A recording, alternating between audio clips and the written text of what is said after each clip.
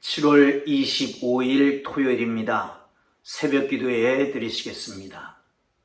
다 함께 사도신경으로 신앙을 고백합니다. 나는 전능하신 아버지 하나님 천지의 창조주를 믿습니다. 나는 그의 유일하신 아들 우리 주 예수 그리스도를 믿습니다. 그는 성령으로 잉태되어 동정녀 마리아에게서 나시고 본디오 빌라도에게 고난을 받아 십자가에 못 박혀 죽으시고 장사된 지 사흘 만에 죽은 자 가운데서 다시 살아나셨으며 하늘에 오르시어 전능하신 아버지 하나님 우편에 앉아 계시다가 거기로부터 살아있는 자와 죽은 자를 심판하러 오십니다. 나는 성령을 믿으며 거룩한 공교회와 성도의 교제와 죄를 용서받는 것과 몸의 부활과 영생을 믿습니다. 아멘. 다 함께 찬송가 449장을 찬송 드리시겠습니다. 449장입니다.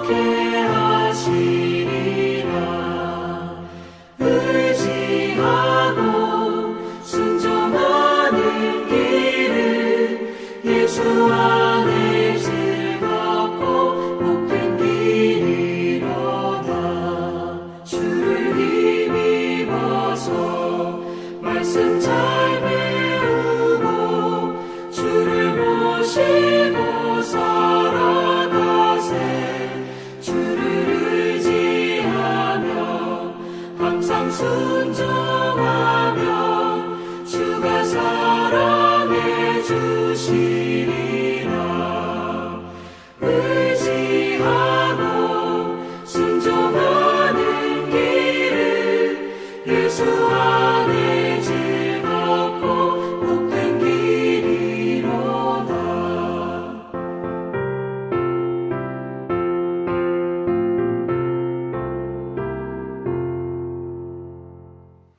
오늘 내주실 기록된 하나님 말씀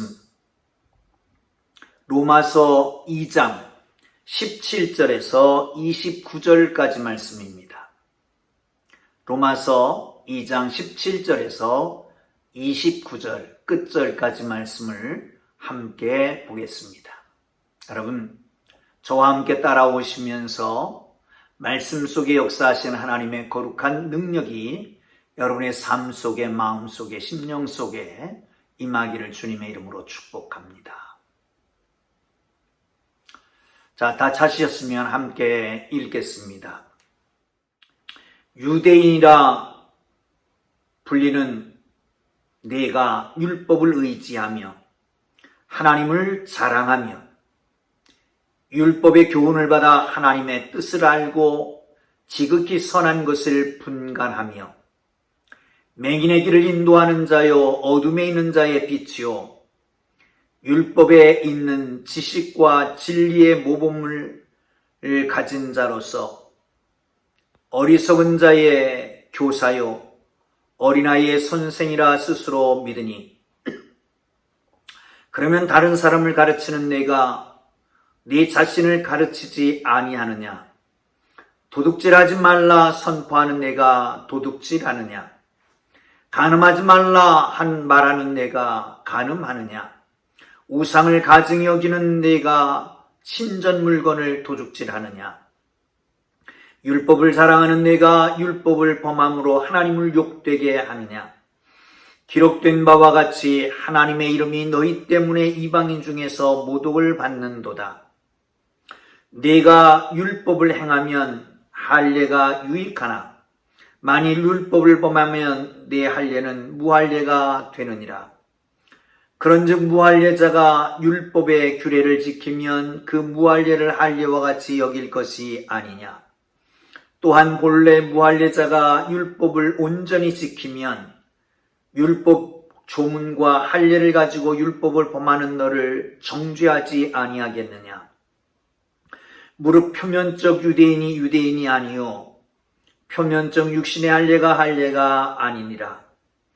오직 이면적 유대인이 유대인이며 할례는 마음에 할지니 영에 있고 율법 조문에 있지 아니한 것이라. 그 칭찬이 사람에게서가 아니요 다만 하나님에게서니라. 아멘. 할렐루야. 사랑하는 성도 여러분, 주말입니다. 오늘도 주의 거룩하신 은혜가 하나님의 성령의 감동하심이 말씀의 인도하심이 삶의 현장 속에서 지속되기를 주님의 이름으로 축복합니다. 유대인이라고 하는 말은 아마도 마지막 568년, BC 568년이죠. 586년이죠. 죄송합니다. BC 586년에 남유다가 멸망해서 바벨론을 포로 가게 되고요. 아마 포로기 시대부터 시작돼서 포로 이후 시대에도 계속되는 것 같습니다. 정체성에 대한 이야기지요. 유대인 그러면 두 개의 뚜렷한 전통이 있습니다. 하나는 할례라고 하는 전통이고 또 하나는 율법입니다. 다시 말하면 아브라함의 후손이라고 하는 거죠. 아브라함이 하나님이 그 택하신 것을 기념하기 위해서 할례를 행하지 않습니까? 그 이후에 자손들은 난지 8일 만에 할례를 받습니다. 그리고 출애굽 사건 이후에 시내산에서 언약을 받습니다. 그러니까 시내산 언약의 전통과 아브라함으로부터 내려오는 할례의 전통이 유대인들이라고 하는 정체성을 만들게 됩니다. 그런데 이 당시에 유대인들이 할례도 받고 또한 율법도 소지하고 있지만 그들이 유대인답게 살지 못하는 것을 볼 수가 있습니다. 그래서 바울은 그들을 꾸짖으며 그들에게 예수 그리스도를 전하고 있는 것을 볼 수가 있습니다. 첫째 기억해야 될 것은 20절 끝부분에 20절 다시 보지요. 시작. 율법에 있는 지식과 진리의 모범을 가진 자로서 어리석은 자의 교사요 어린아이의 선생이라고 스스로 믿으니, 자신이 스스로 확신하는 것입니다. 잘못된 확신이 큰 낭패를 가져오게 되는 것입니다. 사랑하는 성도 여러분, 이 확신이 선민주체 사상을 가지고 전개되게 되는 것이죠. 있는 말씀 그대로 유대인이라고 불립니다. 율법을 의지합니다. 의지한다라고 하는 말은 안식을 얻는다라고 하는 겁니다. 율법을 철저하게 의지하면서 하나님께서 주시는 그 안식을 얻게 되는 것을 얘기합니다. 하나님을 자랑합니다. 율법의 교훈을 받아서 하나님의 뜻을 압니다. 또한 지극히 선한 것을 분간합니다. 지고선이라고 하는 말씀 들었을 것입니다. 최고의 선을 아는 거죠. 이 땅에 살아가는 가장 귀한 것, 가장 선한 게 뭔지를 율법을 통해서 알게 되었다라고 하는 것입니다. 뿐만 아니라 맹인을 인도하는 자요, 어두운 자의 빛이요, 율법이 있는 지식과 진리의 모분을 가진 자로서 어리석은 자의 교사요, 어린아이의 선생이라고 스스로 믿는다라고 하는 것입니다. 사랑하는 성도 여러분, 잘못된 확신이 큰 낭패를 가져오게 되는 것을 봅니다. 사랑하는 성도 여러분, 스스로 하는 행위, 그런데 이 행위가 잘못되어 있었다는 거지요.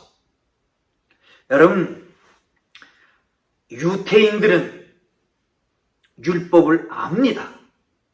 그러나 실제의 삶에서 실천하지 못하고 있는 것을 봅니다. 진리의 형식은 갖추었으나 능력이 없는 사람들입니다. 유대인들이 하나님께서 그들을 선택하신 이유는 뭡니까? 여러분, 신명기를 우리가 보아왔지만 신명기에서 그렇게 말합니다. 내가 너희가 많아서 큰 백성이기 때문에, 강하기 때문에 널 선택하는 것이 아니라는 겁니다. 하나님께서 선택하신 이유는 가장 적은 백성이고 가장 약한 백성이지만 하나님께서 불러 세웠다라고 말씀합니다. 하나님 백성을 삼으셨다고 말씀합니다. 그리고 율법을 주신 것입니다. 여러분, 어떤 사람들, 어떤 백성들이 직접 하나님께서 주시는 율법, 말씀을 받은 자가 어디 있습니까? 그렇다면 말씀을 받았으면 자부심보다, 잘못된 확신보다 먼저 해야 될 것은 감사하는 겁니다. 유대인은 하나님의 백성으로 선택받은 백성이라면 특권에 따르는 의무가 있지 않습니까? 축복에 따르는 책임이 따르지 않습니까? 사랑하는 성도 여러분, 그러기에 그 백성들은 하나님의 말씀을 철저하게 지키고 살았어야 되는 것이지요. 그렇습니다. 여러분, 하나님의 백성으로서 구원의 은총을 누리게 된 것을 진심으로 축하합니다. 감사하며 사시기를 바랍니다. 그런가 하면 우리에게 맡겨주신 그 일, 말씀을 깨달아 말씀대로 살아가는 하나님의 거룩한 백성들로 순종하며 살아가기를 주님의 이름으로 축복합니다. 또 한 가지 율법에 대해서 얘기하고 있는 것이에요. 21절부터 보시면 21절에 그렇게 말씀합니다. 네가 다른 사람을 가르치면서 너는 가르치지 않느냐? 도둑질하지 말라고 하면서 너는 왜 도둑질하느냐? 간음하지 말라고 그러면서 너는 왜 간음하느냐? 우상을 가증히 여기는데 너는 왜 우상의 신전에 있는 것을 도둑질하느냐? 율법을 자랑하는데 왜 율법을 범하느냐? 이것으로 말미암아 하나님을 욕되게 하느니라. 자, 24절을 봅니다. 기록된 바 같이 하나님의 이름이 너희 때문에 이방인 중에서 모독을 받는도다. 사랑하는 성도 여러분, 그렇습니다. 하나님의 자녀됨에 대한 의무를 다해야 되는데 자부심은 있으면서 그러나 하나님의 뜻에 합한 대로 지구의 선을 따르지 않고 살아가는 유대인들을 보게 되는 것입니다. 그러면서 그들의 삶을 통해서 하나님이 이름이 모욕을 당하는 거예요. 여러분, 진정 예수를 외면하고 하나님을 외면하는 사람들은 왜 그럴까요? 여러 가지 이유가 있을 것이지만 그 첫째는 성경에 대한 지식에 대한 거부 반응 때문에 그랬을 겁니다. 두 번째는 하나님의 백성들의 삶을 보면서 거부 반응이 생긴 겁니다. 이렇게 돼서 하나님의 이름이 모독을 받는 거지요. 사랑하는 성도 여러분, 너희는 소금과 빛이 되라. 선한 행실로 인하여 많은 사람들에게 빛을 보여라 라고 말씀하잖아요. 어떻습니까? 또 하나, 하나님의 이름이 모욕을 당하는 것은 이런 것일 겁니다. 하나님의 백성이 하나님의 뜻을 따라 살아가지 않습니다. 하나님이 그들을 징계합니다. 징계하는 것을 보면서 겉모양만 보고 있는 세상 사람들을 믿지 않는 사람들은 하나님이 그 사랑하는 백성들을 지킬 수 없는 신이 아니냐, 이렇게 모욕을 당하게 되는 것이죠. 사랑하는 성도 여러분, 그렇습니다. 믿는 사람들은 예수님의 이름, 하나님의 이름의 영광을 위해서 살아가야 합니다. 바울은 먹으나 마시나 주님을 위하여, 사나 죽으나 주의 영광을 위하여 산다라고 말씀하고 있습니다. 살든지 죽든지 내 몸에서 그리스도가 존귀 여김을 받기를 원하노라. 바울의 고백이 여러분의 고백이 되기를 주의 이름으로 축원합니다. 그렇습니다. 우리가 주님께 영광 돌리고 주님을 존귀 여기고 주님의 이름이 이 땅에서 존귀 여김을 받게 될 때에 하나님의 이름 영광 받게 될 것이고 우리의 삶은 주님이 책임지시는 바 되게 될 것을 믿으시기를 축복합니다.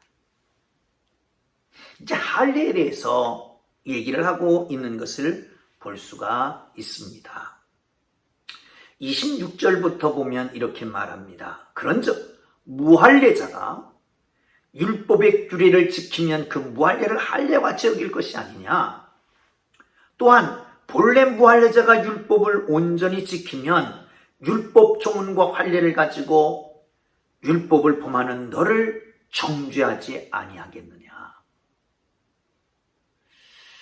할례, 여러분, 할례에 대한 것은 잘 아실 겁니다. 하나님께서 받은 아브라함에게 주신 그 약속 가운데 그런 게 있잖아요.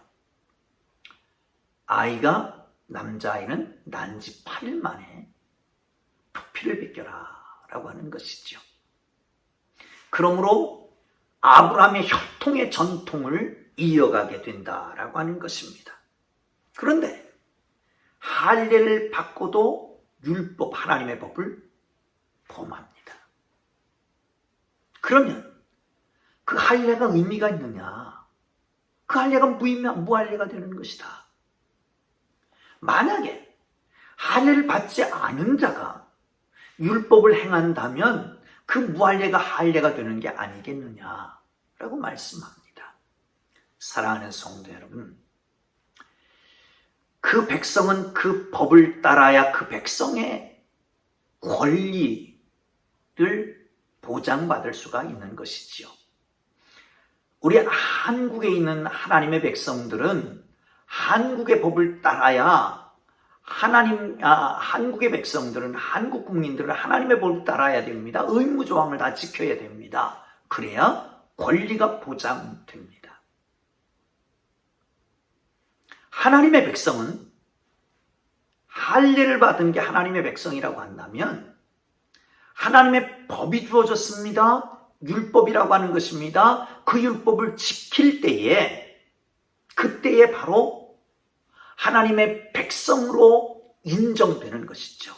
아니, 백성으로 권리를 누리고 하나님의 축복을 누릴 수 있는 것입니다. 사랑하는 성도 여러분, 그렇습니다. 그런데 중요하게 이렇게 말씀합니다. 무릇 28절이에요. 표면적 유대인이 유대인이 아니요 표면적 육신의 할례가 아니니라. 오직 이면적 유대인이 유대인이며 할례는 마음에 할지니 영에 있고 율법 조문에 있지 아니한 것이라. 그 칭찬이 사람에게서 아니고 다만 하나님에게서니라. 할렐루야. 사랑하는 성도 여러분, 그렇습니다. 이렇게 말씀합니다. 그러기에 표면적 유대인이 유대인이 아니고 이면적 유대인이 유대인이며 할례는 육신에 할 것이 아니라 마음에 할지라 라고 말씀합니다. 사랑하는 성도 여러분, 그렇습니다. 이 땅에 유태인들이 그런 것처럼 우리 그리스도인들은 어떨까요? 나면서부터 혹은 어려서부터 기독교 문화에 젖어서 성장한 것은 축복 중에 축복입니다. 그런데 그 문화에 너무 젖어서 자기 정체성을 잃어버리고, 그리고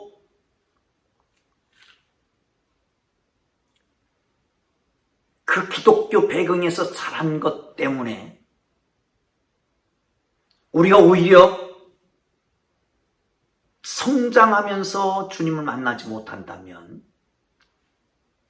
그리스도인의 증거가 되지 못하는 겁니다. 다시 말씀드리면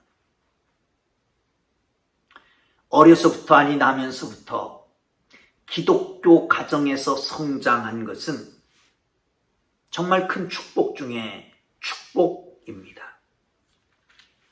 그러나 교회 문화에 익숙해서 성경의 교훈을 잘 알면서 감사할 일이지만 그것이 하나님의 자녀라고 하는 보장을 주지는 못한다라고 하는 것입니다. 여러분, 할례는, 육신의 할례는 전통적으로 사람에 의해서 행해집니다. 그러나 마음의 할례는 사람이 할 수 있는 게 아닙니다. 성령님이 마치 육체의 표피를 벗겨서 육신의 할례를 하는 것처럼 우리의 마음에 찌들은 죄악의 거풀을 벗기고 위선의 거풀을 벗기고 표면의 거풀을 벗겨서 마음의 할례를 받아요. 진정한 하나님의 백성인 것을 기억하시고 여러분, 하나님 앞에 바로 서서 이면적인 그리스도인, 마음의 할례 세례를 받은 하나님의 사람들이 되기를 주님의 이름으로 축복합니다. 거룩하신 하나님, 진정 그리스도인, 하나님이 은혜로 말미암아 구원 얻은 구원 주신 거룩한 하나님의 백성으로서의 삶을 살게 하여 주옵소서. 표면적이 아니라 이면적으로 마음 깊숙한 곳에서 하나님의 자녀로의 확신과 증거와 삶이 있도록 축복하여 주옵소서. 예수님 귀하신 이름으로 기도합니다. 아멘.